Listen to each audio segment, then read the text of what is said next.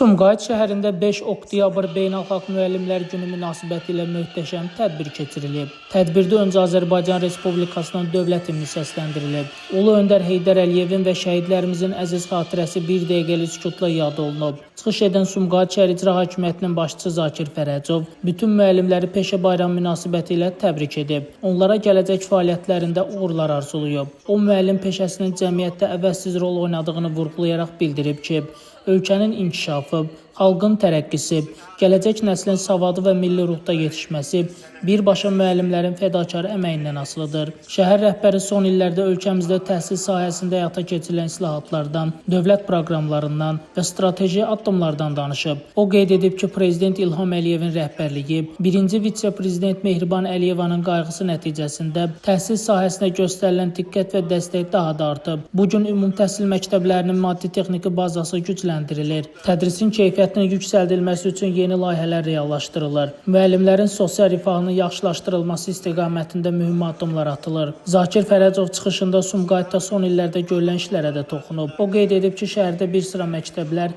tamamilə yenidən inşa olunub. Müasir avadanlıqlarla təchiz edilib. 1, 9, 20, 36 nömrəli məktəblər artıq ən müasir standartlara cavab verən təhsil ocaqları kimi fəaliyyət göstərir. İcra başçısı bildirib ki, bu dövlətimizin müəllimlərə və şagirdlərə göstərdiyi daim diqqət və qayğının bariz nümunəsidir. Qeyd olunub ki, Sumqayıtda təhsilin inkişafı üçün yaradılan şərait nəticəsində şəhərimizin məzunları hər il ölkənin və dünyanın nüfuzlu ali məktəblərinə qəbul olunur. Respublika fən olimpiyadalarında və beynəlxalq yarışlarda yüksək nəticələr göstərir. Daha sonra çıxış edən Abşeron Xızı Regional Təhsil İdarəsinin müdiri İlhami Abdullayeva müəllim peşəsinin müqəddəsliyindən danışaraq diqqətə çatdırıb ki, müəllimlər yalnız elm öyrətmir, həm də şagirdlərə vətənə sevgi, vətənpərvərlik, qəhrəmanlıq və milli mənəvi dəyərlərə bağlılıq aşılayır. Çıxış edənlər bildiriblər ki, bugün təhsil işçilərinə diqqət yüksək səviyyədədir. Bu da dərs keyfiyyətinin yaxşılaşmasına gətirib çıxarır. Çıxışlardan sonra təhsil sahəsində uzun müddətli fəaliyyətlərinə və göstərdikləri xidmətlərə görə bir qrup müəllimə fəxri fərmanlar təqdim olunub. Təltif edilən müəllimlər bu diqqət və qayğının onlara böyük stimul verdiyini, gələcəkdə daha əzmlə çalışacaqlarını bildiriblər.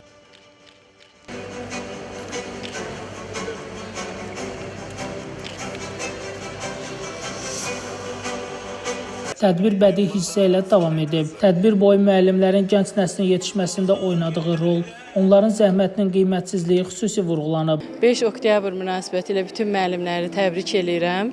Bu şərəfli yolda hər kəsə uğurlar arzulayıram. Bu günlərim cənab başçımızın əmri ilə təltif olunan müəllimlərdən biri də mənəm. Bu çox böyük qürur vericidir. İnşallah onların etimadını doğruldacağam.